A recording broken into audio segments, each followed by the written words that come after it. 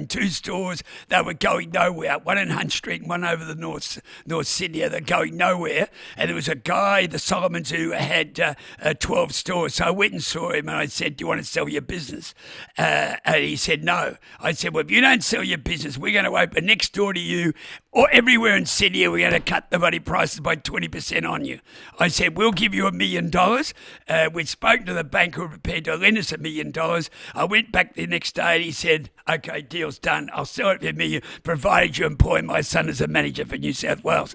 So we did that, and that was Greg Solomon. So we bought it. We did a huge closing down sale of that business. It went on television.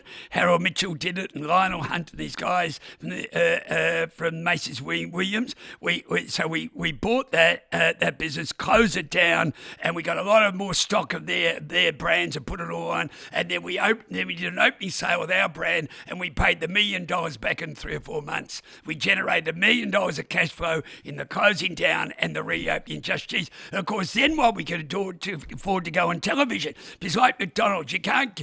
Until they get at least a dozen stores around an area, they don't make any money. But once they can afford to go onto television and marketing, and then all of a sudden those 12 stores, we opened another 30 stores around them. We just dominated New South Wales.